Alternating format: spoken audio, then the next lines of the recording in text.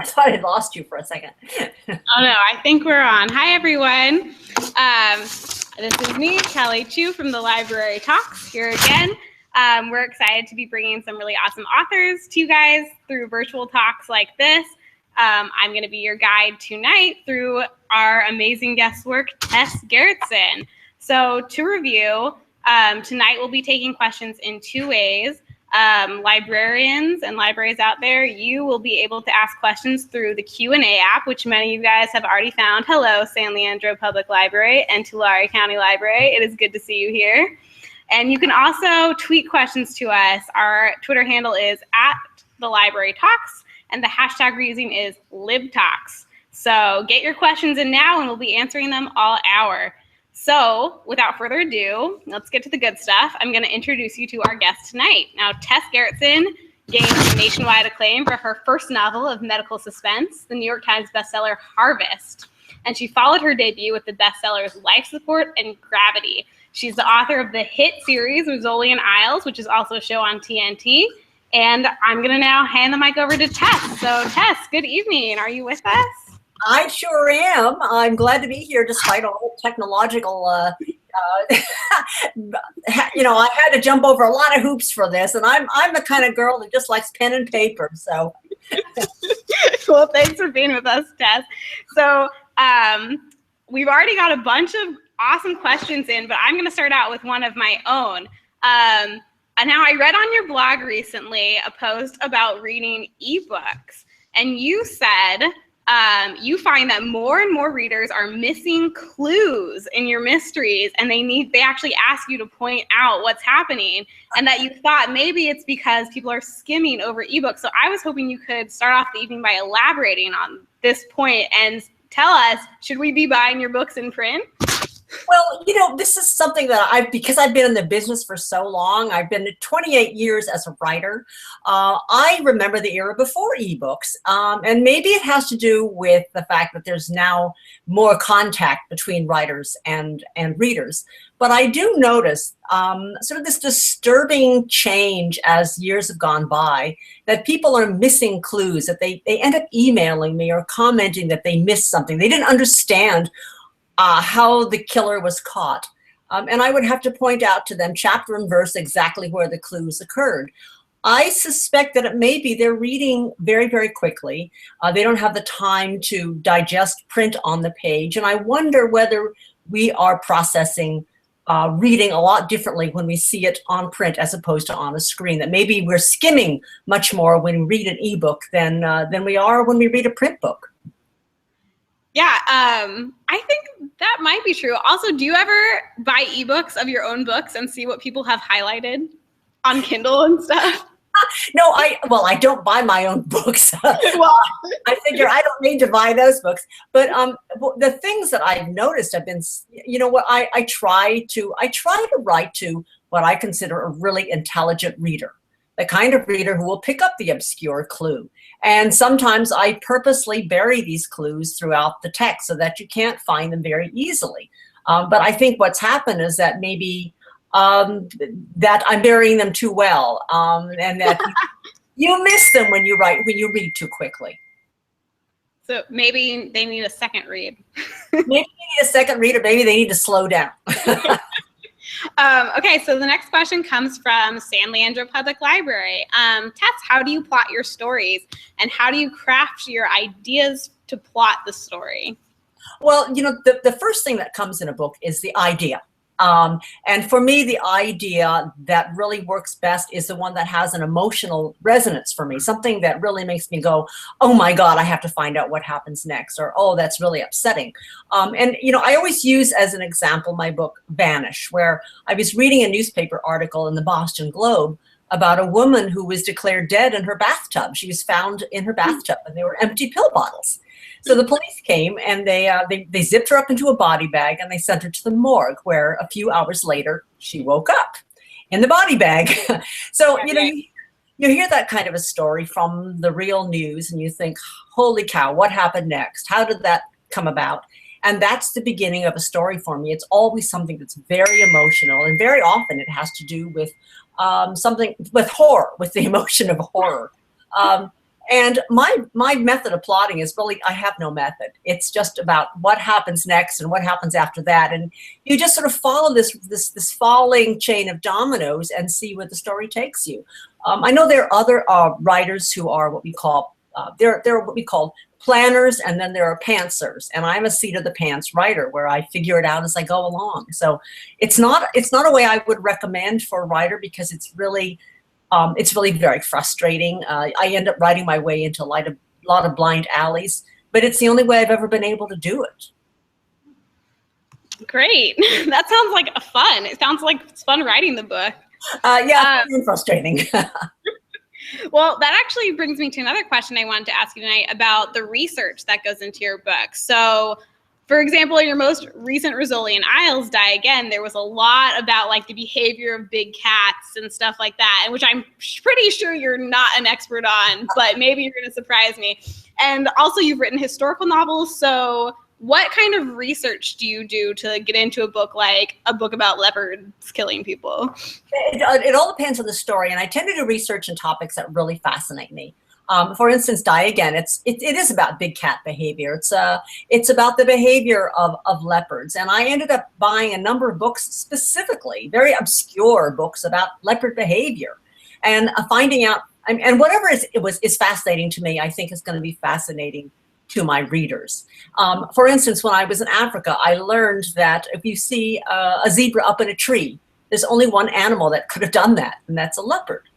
Because when leopards make their kill, they pull their prey up into a tree to protect it from other predators, to keep the hyenas from eating their meat. And I found that sort of there was a visual weirdness about seeing a dead animal and up in a tree. So I love that topic. I love the fact that leopards were really in almost every continent except the Arctic and the Antarctic, and they happened to be in Europe. They were in America until we killed them all off. So the fact that leopards have evolved alongside humankind was something that also I found interesting, and I thought that my readers would find interesting as well. Yeah, so I've got another question from San Leandro Public Library. How do you feel about the way your books have been translated to TV? Okay, now this is something that I know writers get asked all the time. Don't you hate what they did to your book? I think that anytime you get your book translated to the big screen or the small screen, it is an amazing experience. And even though you may not agree necessarily with the way it's been translated, this is all a writer cares about. A writer cares about book sales. And what it amounts to is that people suddenly know the name Rizzoli and Isles. They know that Jane Rizzoli is a detective, and they will want to pick up the books and find out where the stories come from. So I cannot complain about a single thing. I think that the TV show has been very good for the books, and I will say one thing, that my characters are a lot less glamorous and beautiful than they are on television. This is one thing that I've been asked about. Don't you think they don't look like your characters? And that's just a fact of Hollywood. When somebody becomes a TV actress, they tend not to be very plain. And my character Jane Rizzoli is not particularly good looking, but on TV she's Angie Harmon. Yeah, I mean, she looks pretty good on TV. Looks pretty damn good, yeah. Well, that actually brings me to a really interesting question that I'm hoping you're willing to talk about, which is your lawsuit over Gravity. Because you were saying authors care about book sales, and you were a little bit stiffed on the movie Gravity. And I thought the whole situation was really interesting. So I was hoping you could give us an inside scoop about how that all went down. It was a sordid tale, and unfortunately, it's a tale that I'm hearing again and again from novelists as well as screenwriters, is what happens after your property ends up in Hollywood.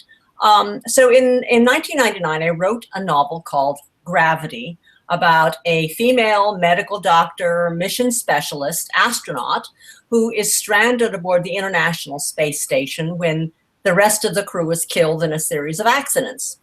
I sold the film rights to New Line Cinema, and we signed a contract that said that if they ever made a movie based on my book, I would get credit and I would get a production bonus and several other things.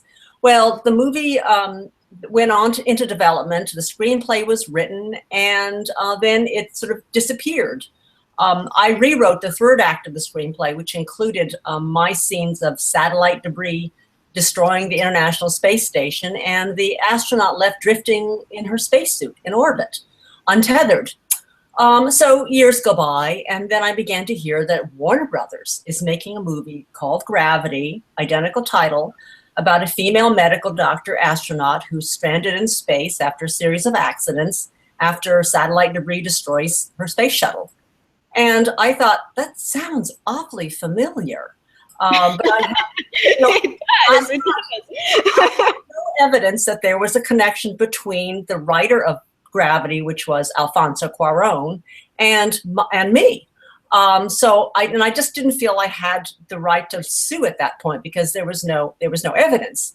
And you know what you assume is that maybe he heard about the book, maybe he heard it from a friend, or A told B told C. And, I read this great book, Gravity. Rolled on from there, but you can't sue with that. And the movie came out, and a couple of months later, in fact, I can tell you, it was around Valentine's Day of 2014 when my literary agent got a call from, we'll call this person Deep Throat.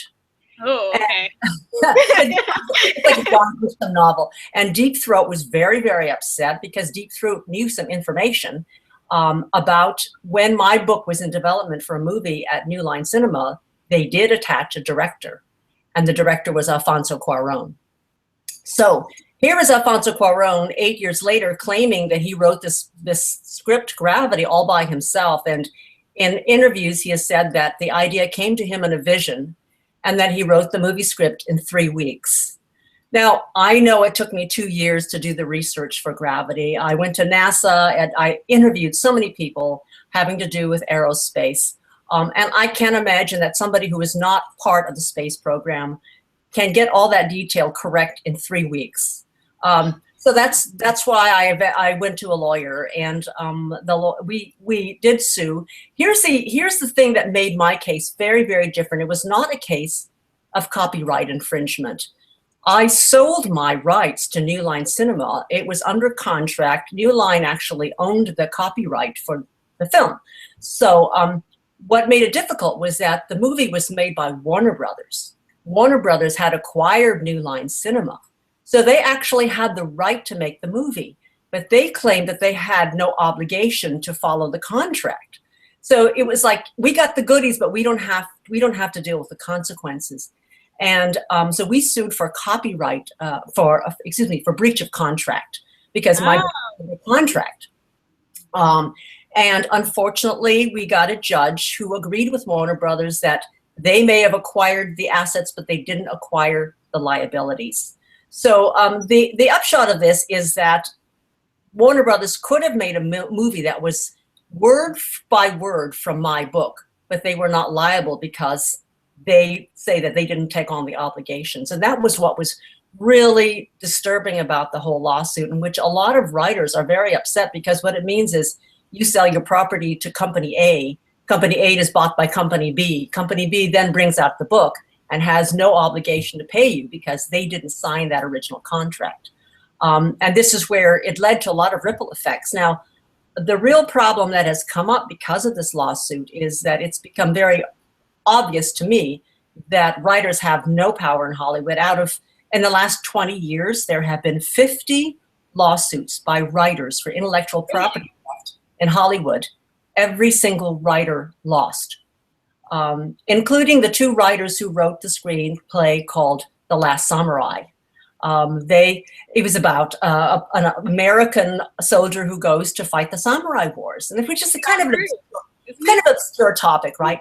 So they sent their script to a movie producer. Producer passed on it, and a few years later, that same producer made a movie called The Last Samurai. So the screenwriters sued, and they lost as well. So it just shows you that intellectual property theft is rampant in Hollywood. So does that make you hesitant now to give out film options? Like when your agent comes to you and is like, oh, someone wants to option this, are you like, no thanks? Or are you still like, yeah, I'll do it? It's really tough, because there are some producers who are really, there's some producers you can trust. The man, for instance, who put together the package for Rizzoli Isles, I absolutely trust him. He's an honorable person. And then there are the people who you just can't trust. So you, in a way, have to know who you're dealing with. But I think that when you're selling to Hollywood, you have to be fully aware that things can go terribly wrong, and that it doesn't even make sense to sue anymore because nobody wins, and nobody has won for 20 years. Right. And often books get optioned, they don't get made into movies, right? Like 90% of the time. That's right. That's right. They don't get made into movies, and that's most of what happens. But I think we understand that. But what is very bothersome is how many movies are made that are clearly based on certain books, and the authors never get credited. So speaking of Rizzoli Isles and film, so how much were you involved in the TV show? Did they ask you to like do any writing for any episodes or approve any script? When it was first picked up, the executive producer, Janet Tamaro, she was the showrunner, invited me to go into the writer's room and help them come up with stories. And unfortunately, I was stuck with a lot of book deadlines. I would love to work with them. So no, I haven't had anything to do with the show, except I think there was the pilot episode was based on my book, The Apprentice. Right. And there was one episode that was based on my short story, John Doe. But other than that, they have their own team of writers. They've come up with their own stories. And really, I think the success goes all to the actors and to the writers. Great. So have you ever thought about writing for TV or anything? Or well, I've written for film. Yeah, I've written for film. And in fact, this is kind of a quirky thing that a lot of people don't know, but my son and I are making a horror film this March. Oh my goodness, tell us more. It's the movie's called Island Zero. We're expected to go into production in March, and it takes place on an isolated island off the coast of Maine, where one day the ferry doesn't show up, and when the ferry just doesn't show up at all for the next week, and nobody can reach the mainland, and every fishing boat that goes back to the mainland never returns. The question is, what is happening out there in the outside world? And so this group of survivors on this island have to figure out how to go on. That sounds terrifying. That's great. So speaking of, so you said you're writing a horror movie. So you actually are extremely prolific, and you write kind of across genres. So you've got like the Rizzoli Isles books, but then you write a lot of standalone thrillers and even some like romantic thrillers. So a lot of authors kind of like get into a series and then they just stick with it, but you always mix it up. So why is that?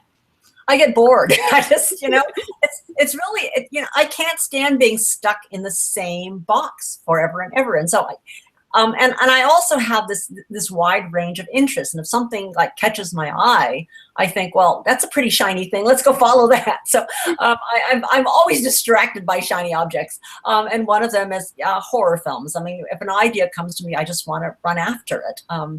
And for instance, there's another story I want to write. And it's actually not a story. I'm the daughter of a chef. Okay, I'm a daughter of a person who made his living as a cook. So food, and I'm also Chinese, so food has always been really important to me. And it has always puzzled me why the whole world doesn't eat pork. What is it about the pig that is so off-putting to cultures? And I thought, I want to write a whole book about the pig, the pig in literature, the pig in history, and the pig as a culinary masterpiece. So these funny little stories and these funny ideas come to me, and I just think I would love to spend a couple of years just writing a book about pork. You should do a cookbook next. Well, actually, my son and I are thinking what we may do is just film a documentary about the pig and go around the world and see where pigs fit into other cultures. I would watch it.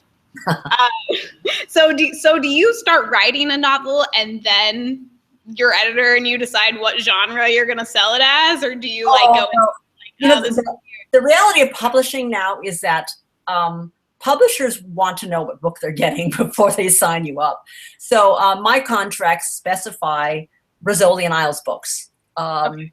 And so they know that they're going to get a Rizzoli Isles book, which they know is going to be a crime novel. But every so often, they will get a book from me that they weren't expecting.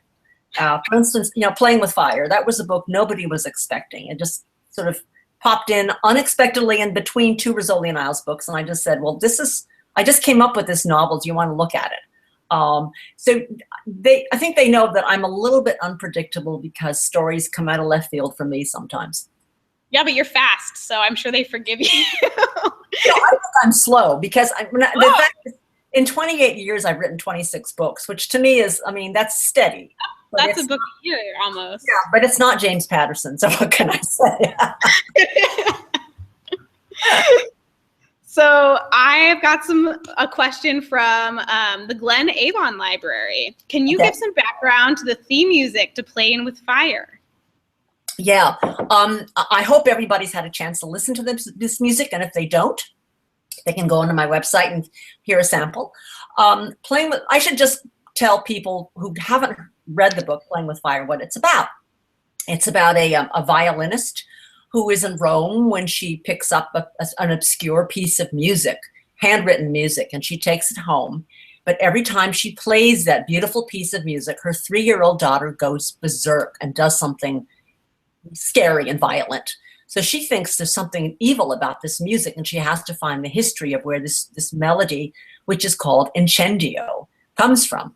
And she goes back to Venice to discover what the history is. And then you also see in a parallel story something that happens in World War II, which is where Incendio was born. And you find out where the music comes from. And the basic story in the past is that a boy loved a girl, and history came between them. So this is a tragic love story in the past, and there's also this contemporary thriller about why this music is ruining this woman's life.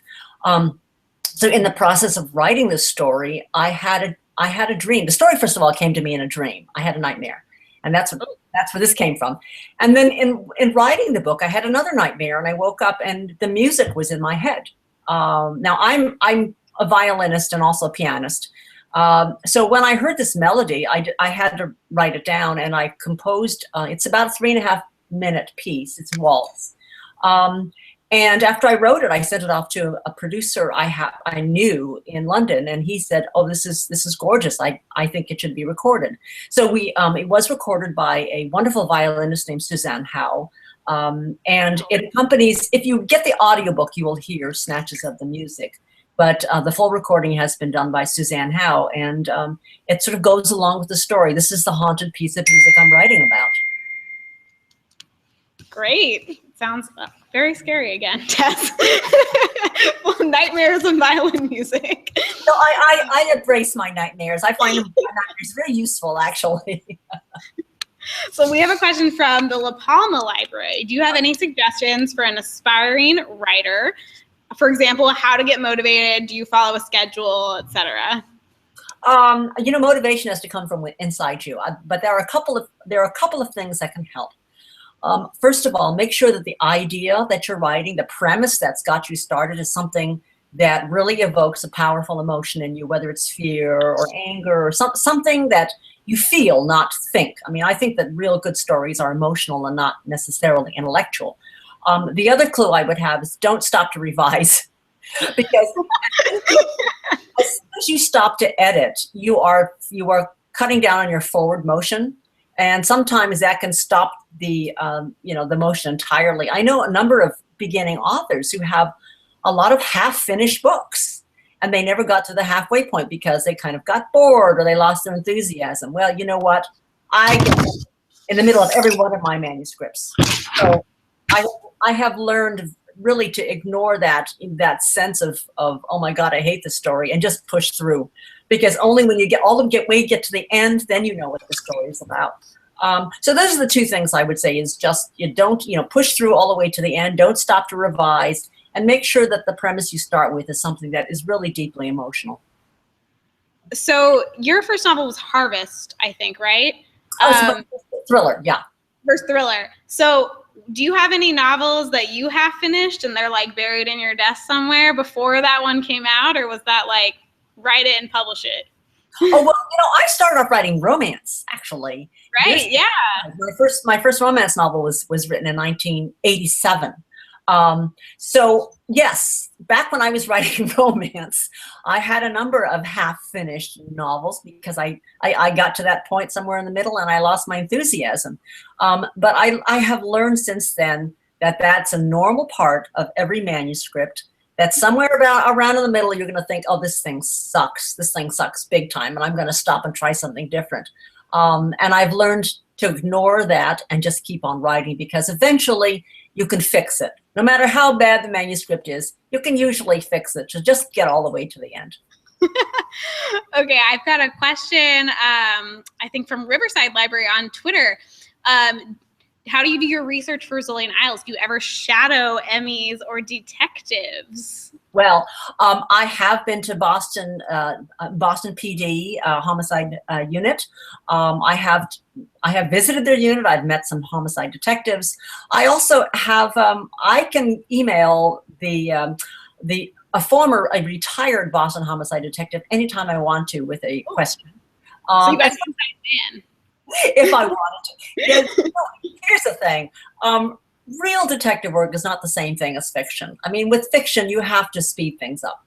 You want things to move fast. You want that DNA to come back within a couple of days or a couple of weeks. And that's not the way it really works. So we have to admit that this is fantasy. It's not necessarily real police work. As far as the medical issues, because I'm a medical doctor, and I know pathologists, and I've been to forensic pathology courses, a lot of what I am getting out of there is from personal contacts, and I have been in the autopsy room, so I can tell you it's not a pleasant place to be. It's not the place that I wanted to be, and that's one of the reasons I never went into pathology, because it's very upsetting to see somebody get cut off. I imagine that it is. Here I am trying to make it interesting and entertaining, but in the end, it's for me, maybe I'm just too emotional about it, but in the end, for me, it's always still about this person lost his life, and here I am trying to read the entrails and figure out how it happened. Well, I actually have another question about that. So I was actually recently reading a book club guide for the Bone Garden here at the library. And one of the questions talked about the autopsy scenes and called them, quote, possibly overly graphic and not for the faint of heart. And I was like, whoa. So could you talk a little bit about those autopsy scenes? Because I read them and I'm like, ooh, that is a little, Okay, that's a level of gruesomeness that I don't normally put into a book, but it has to do with the era I was writing about. Now, the Bone Garden is set in 1830s Boston. It's an era of medicine which was really quite primitive when you think about it. It's the era before antibiotics. And the story has to do with essentially Dr. Oliver Wendell Holmes as a medical student. And there's a series of murders in Boston, and he is one of the sleuths who tries to find out who's killing these doctors and nurses. Now, if you look back on the history of medicine back then, first of all, there, as I said, no antibiotics, but even worse than that, there was no anesthesia. And beyond the autopsy scenes where you're dealing with bodies that have not been refrigerated, bodies which have not been in any way preserved, bodies which have a lot of times have been dug up from graves. So you're dealing with corpses that are weeks old sometimes and probably smelling pretty bad. That is one level of gruesomeness that we don't normally have to deal with when we're talking about the usual hospital autopsy. I think the worst details about that book have to do with the surgery. And for those details, I actually used a surgical textbook from 1819. Wow. This was a textbook that was used in the American Civil War as a guide to how to amputate limbs. And when you read the instructions, they're very cut and dried. It's almost like reading a computer manual, except you're dealing with flesh. And I remember reading about how to autopsy an arm, and the guide was, if you can do it under 10 minutes, you're a good surgeon. Because the whole key to having your patient survive is to do it quickly before they're so traumatized that they die of shock. So you want to cut off an arm in 10 minutes. And I remember the instructions telling you where your assistants should stand to hold the patient down, to keep him from moving too much. Just this reminder that your patient is alive and conscious and aware as you're cutting into him.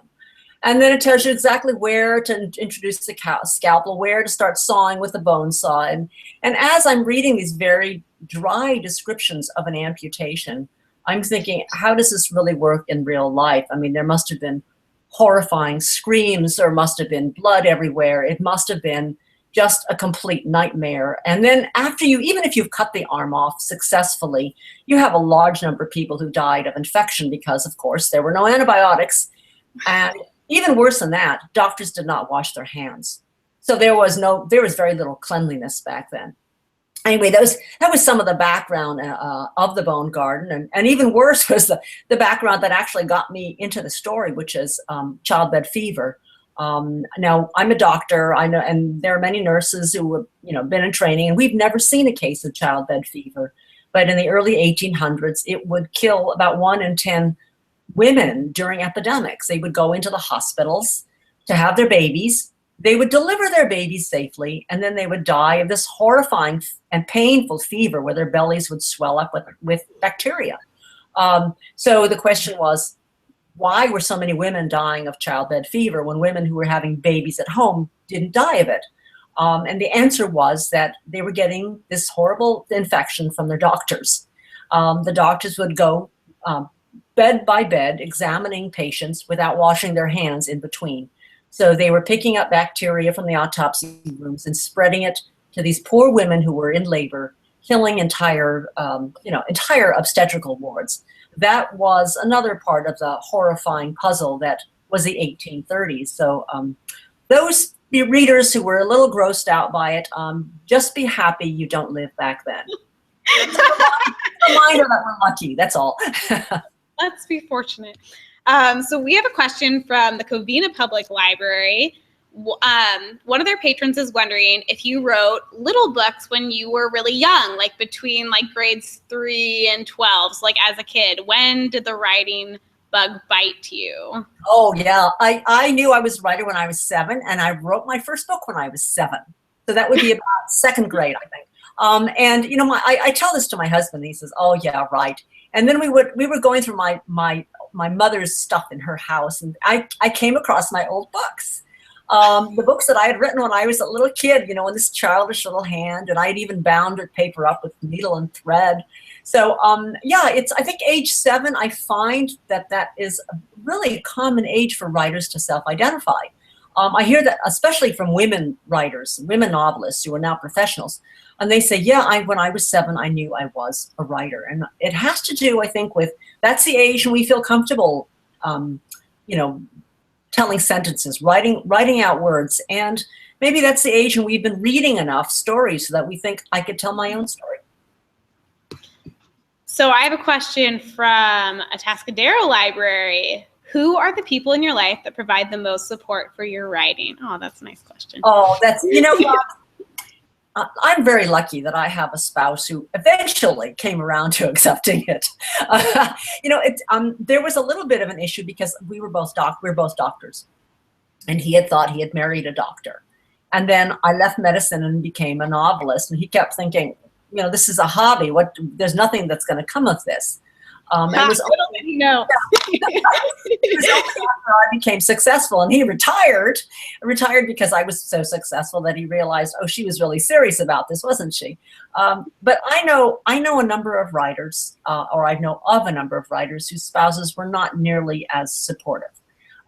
People who, there is one writer, and I won't give names, but the story I heard was that her husband, when she went away on book tour, she came back, and he said, I cleaned up your office. And what he had done was burned her manuscripts. It was such a sort of a passive aggressive thing to do. He was trying to undercut her. And if you have a husband like that, there's no way you can be a writer and stay married. So I think that those writers who have, supportive spouses should call themselves lucky. Those spouses should get a big pat on the back for being there for their writer spouses. And those who just can't be there to support their writer spouses, really, you know what? Maybe that marriage is not going to last anyway. Whoops. Another question from Atascadero Library. Could you talk a little bit about your medical career? How long did you practice, and what was your specialty? Yeah, I specialize in internal medicine. I practiced for about 5 years in the beautiful city of Honolulu. And I went on maternity leave. That was, I had always wanted to be a writer, and I was writing when I could, but I only got a real chance to write my first book when I was home with my infant. My first son turned out to be a really good sleeper. I'd put him down and he'd sleep for like 3 or 4 hours. And so while he was sleeping, I'd write a chapter. Amazingly enough, I was able to write my first book while I was home with my infant. And that's really what got the whole ball rolling. So I tell my sons that they are responsible for my writing career because it gave me the excuse to stay home and write. And have your children read any of your books yet? Yeah, they have. My younger son is much more likely to read my books because he's a big reader. My older son, if this is a story, when he went off to college, his roommate found out that his mom was Tess Gerritsen. So his roommate read, I think, The Surgeon, and he said to my son, "Dude, your mom's sick." I got known in their college dorm as the mom who's sick because I guess he thought the book was over the top. That's as far as they've read. I know my sons also have a pretty good sense of the fact that I have a dark vision of a lot of things. And I remember very vividly this conversation we had around Halloween. The kids were going to help build a haunted, there was a haunted house in town and they were supposed to design a scary room. And so they said, "Mom, you have any ideas for how we can make this scary room in the haunted house?" And, they shouldn't have asked me because I read 10 or 12 novels worth. It's like you're asking Wes Craven, right? You shouldn't do that. So the next thing I know was, let's go to the butcher shop. Let's get some cow entrails, and let's put out we'll get a gurney, and we'll have somebody lying on the gurney. We'll cover them up with pig intestines, and it'll look like there's a crazy doctor who's stabbing in them, and all this stuff is coming out. Won't that be scary? And my sons just looked at me and said, "We can't do that, Mom." So, but I think that was where they got the idea that, yeah, Mom's a little different from the other moms. But she's sick, so. She's sick, but she makes money off it. So we have a question from Susan B on Twitter, who has noticed the pair of binoculars behind you and would like to know what you use them for. If I can show you this is my office is above my garage, but I have this wonderful, I live in Maine, okay, and I live right on the water in Maine. So if you look over here, there's a globe, because the globe is always reminding me of all the places I haven't seen yet. And then there's a pair of binoculars because right outside there is the ocean. And we have amazing bird life out there, and I'm a birder, a very amateur birder. But we're lucky enough to have a bald eagle that flies, back and forth across my window pretty regularly. And the other thing I'm completely obsessed by is crows. A murder of crows, maybe? Crows, and so I feed them, and it's really always interesting to me to see. I put a plate of food out to see what they eat and what they don't eat, and how they behave, and which ones are most appreciative.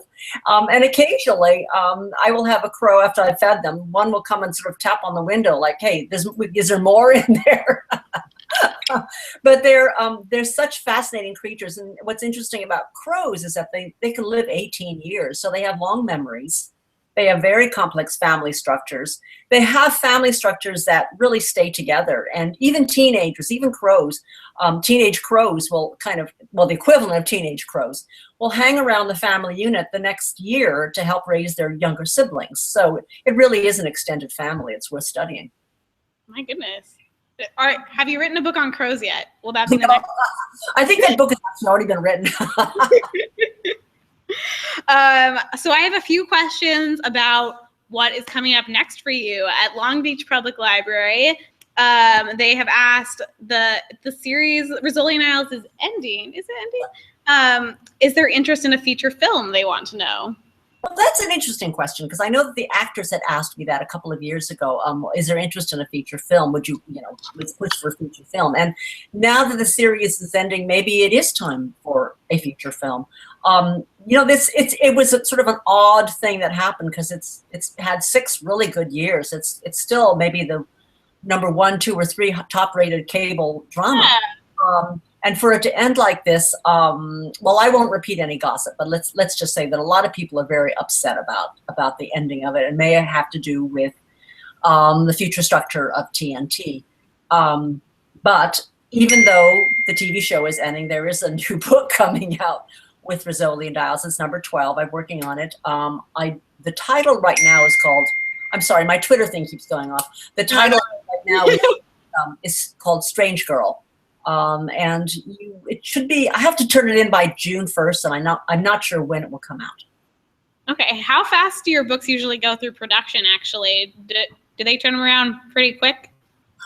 They turn around pretty quick, not necessarily because I want them to, because I would love to have time, for the book to get a proper launch, but because I think publishers like the book to be on a schedule. They like a book every year because they know they're waiting for it. Let's see. So Robin M on Twitter actually asked, when will there be another book, which you just answered, and says, I love them and I have read them all. I need another, please. So Riverside Library has asked, what do you read? And who do you read? Oh, I'm pretty voracious reader across all genres. And I guess the best way to tell you that is what I've just read recently. And the books that I'm raving about right now. It's really awful. I can't remember the name of the author, but I'm reading a book called The Sixth Extinction. It's a Pulitzer Prize winning book. It's nonfiction, and it looks at the history. Yeah, you could look it up on your computer right now. It's a book about the history of extinctions on Earth, and how we are right in the midst of the sixth extinction that is probably due to human behavior. And unfortunately, it's kind of a pessimistic book, because we're just looking at the numbers of species that are dying off right now, especially marine species that are dying off because of what we're doing to the air and carbon. How much carbon is going into the ocean. So that's one that I'm in the midst of, and every night I'm reading it, I'm going to my husband, can you believe this? Why don't we do something about this? And of course you can't. The author is Elizabeth Kolbert, who just got Tess Gerritsen, everyone. So thank you. She's an amazing science writer, and I've read her stuff, in other, in the New York Times as well. But this book is spectacular if you're anyway interested in science, and especially in earth sciences. And the other book I just read recently was Euphoria, which I just loved, by Lily King. It's a sort of a novelization of the life of Margaret Mead, and a little affair she had in the jungle. And it's sexy, it's fascinating, it's dark, and there's a lot of anthropology in it. And since I was an anthropology major in college, it's of particular interest.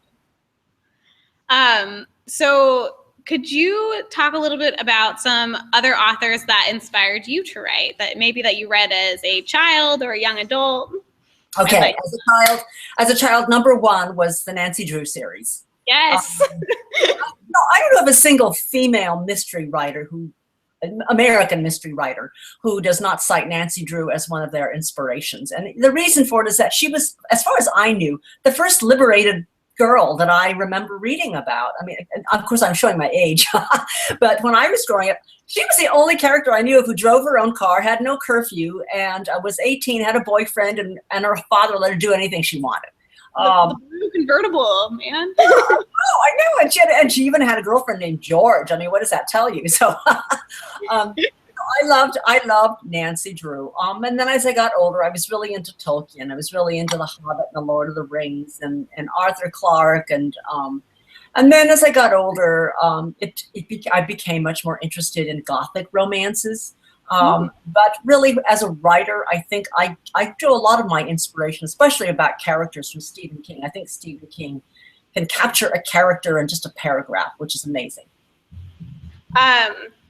Atascadero Library wants to know if you could talk more about your time in Africa that you mentioned earlier. Yeah, a large part of, I think, my inspiration comes from travel.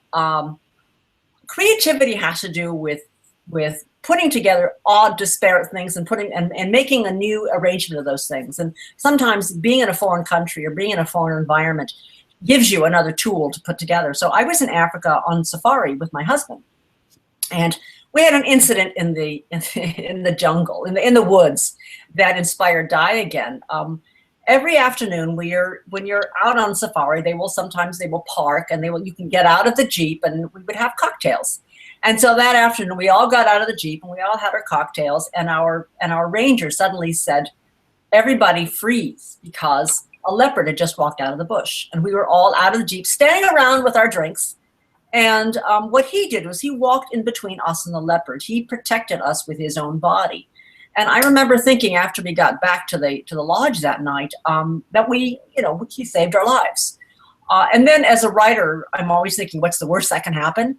And then I thought, well, what if we trusted somebody who we thought was protecting us, and we were really trusting the worst possible creature in the bush? What if, in fact, the most dangerous animal in the bush walks on two legs? So that was how Die Again came about, because of an incident in the bush with a leopard. What? That is amazing. That was tracks so closely with what happened in the book. Everyone go read Die Again who's watching this and hasn't read it. That's why leopards are so fascinating to me. I actually just want to take a second. I mistakenly said Riverside Library earlier, and I meant Roseville. Sorry, Roseville. We love your questions. Keep sending them to us. I misread my Twitter. I've got a question from Long Beach. You mentioned your father was a cook and your husband is a doctor. You are a talented family. What do your children do? Well, my oldest son teaches biology at SUNY Cortland in college, and my younger son is a filmmaker. And he's done documentaries. And he is going to be directing our new horror film. So it's going to be a mother-son collaboration. We have no idea how this film is going to turn out, but the important thing for us is that we have a great time. That sounds great. I just want to let everyone know that it's about 7:20, so start sending your last questions in now if you still have some. We still have a few to get through, so you want to get in now. Let's see. So you're working on a new Rizzoli Isles novel. What else is in the future for Tess Gerritsen? Can you give us any sneak peeks? Well, making the film, right? Maybe writing a book about the pig. I'm also considering writing maybe a memoir or writer's guide to lawsuits in Hollywood, because I get asked this question by writers left and right. They're saying, "I know my book was stolen. I know my screenplay was stolen. What should I do? Who would you recommend I go to?" And I think it should be all laid out in a book. I think writers need to know what their rights are and what the reality is of trying to sue a major Hollywood studio and what is involved. I think this book does not exist yet. And part of the reason it doesn't exist is that a lot of people who have sued Hollywood have ended up having to sign non-disclosure agreements and can't talk about the process. I never did, so I'm going to talk about it. So those are some of the ideas that I'm coming up with. And I've always wanted to write a young adult novel as well. Oh, yeah. I mean, a lot of thriller writers have dabbled in the younger ages. So you're thinking about it as well. Ooh. Oh, well, I'm thinking about it more in the terms of from the point of view of as a scientist, somebody who's educated in science and who feels that, I'm a little bit nervous about the fact that there's a large percentage of the United States population that are science deniers, and maybe that would be worth a novel, a thriller. Yeah, to help inspire kiddos. But I'm sure it would be scary. What if there was a future time when scientists were the villains and had to go into hiding, and kids had to study science underground? Oh, I like that. I hope we see that soon. That would be great. Let's see. We have another question from the Tulare County Library. Do you have a cheat sheet of brief ideas for future novels? What I have is a file of creepy things. When I read a lot of newspapers, a lot of science journals, and if I come across something that makes me go, ooh, that is really creepy, I'll rip it out and I'll put it in my file. So that I call it my file of creepy biological facts. And there's a whole ton of those. And I will rifle through those every time I'm between projects to see what can I use. That I wouldn't want to come across that file on accident. Well, what I can do is I can make you lose your appetite in about 30 seconds. So I don't doubt it. I'm not going to test you on that tonight. Let's see. What other questions have I not answered? I want to get to everyone. Huntington Beach Public Library wants to know if you have any spiritual practice. No, well, I'm not quite sure what that question refers to, whether it means I'm religious or whether I've ever, I'll just take a leap and see if I can figure out what they want. I am an agnostic. It may have to do with my science background. I am agnostic, leaning towards atheist. So I think spiritually, I would say I have a great connection with Mother Earth. With the birds outside my window, and with just the fact that it's a miracle we're all living and breathing and alive. I've got another question from Roseville. How does Mara wear her stilettos at crime scenes? In the books, Mara does not wear stilettos. Yeah, only on television.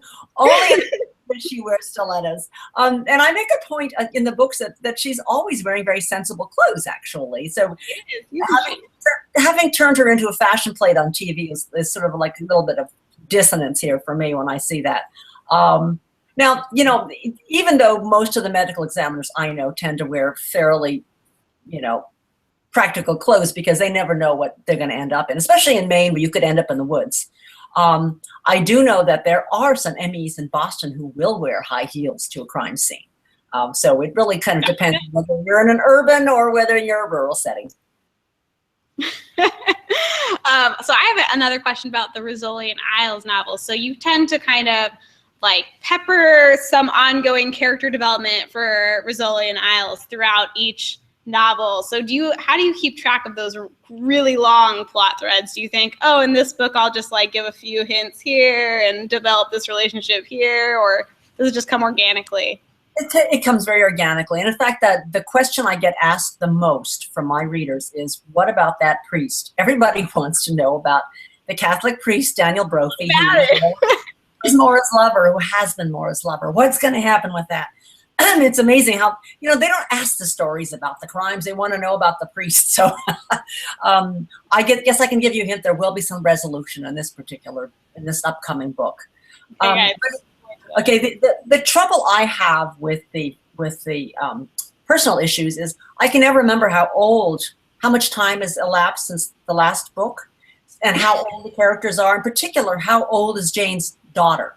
Because her daughter was born in Vanish, and how many books have come since then? So how old would that make her? I mean, I always like counting months, so that's really the hard part for me is keeping track. She's like 4 now, right? She's somewhere in her 3s. Maybe it'll be like on TV when they just get a new actor. Yeah. Glen Avon Library wants to know, do you frequent your local library? It's a very relevant question tonight. You know what? Actually, I haven't, because I do most of my work right here in my own office, and a lot of the books that I use for my texts are fairly obscure that wouldn't appear in a local library. I mean, I don't think there are too many forensic pathology textbooks in my local library, nor would there be in most public libraries. I used to go to the medical library at the hospital. And a lot of and for most fiction, I will just buy the book. So I tend to be a book purchaser, and that's collector. Yeah. Well, that actually brings me to a question that I wanted to ask earlier, and now I'm going to take this opportunity to do so. You said that you worked from like an 1810 medical book for the Bone Garden. Yeah. Where did you find it? That I had to go to an antiquarian dealer. I actually went online and looked for historical surgical textbooks, and I found one. I can't remember what I paid for it. Maybe it was like $100 online, but it came and it was in beautiful shape, with the doctor's name still inscribed in it. So wow. that remains a part of my valued library here. So now it's like a trophy. Yeah, it is. It's really kind of a horrifying trophy when you read it. And what about like as a kid? What did you read growing up? Did you have like your parents had books, or did you go to the library? Did you read at school? Like how'd you get your fix? I was always in the library when I was growing up. Every week I was there getting my next armload of books, to the point where I think the librarian said, "Are you sure you can read all these?" But that's where I met Nancy Drew. That's where I met so many of my childhood heroes. And I would not be a writer if it were not for my local public library as a child. So it was something that I think every child should haunt. Okay, so we're just about at the end of our time. I think we've managed to get to most of everyone's questions. If anyone has one last question, now's the time. Otherwise, Tess, I was wondering if you could tell us, for those of us in the audience who have not read all of your books, what is like the one that you would recommend someone start with? If you're interested in crime, it would be The Surgeon, which is the beginning of the Rizzoli Isles series, book number 1. If you're interested in history, I would recommend The Bone Garden, only if you have a strong stomach. and if you love science fiction, you should read my book, Gravity, about the International Space Station. I've heard of that one. Yeah, funny, huh? Are you going to do any more science fiction books? I don't have any plans to right now. I think probably the reason for that was Gravity took 2 long years of so much research, and I don't know if I have the patience to do that much research into science for a science fiction novel.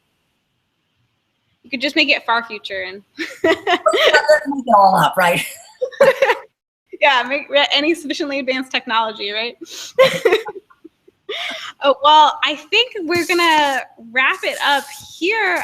Tess, thank you so much for being with us.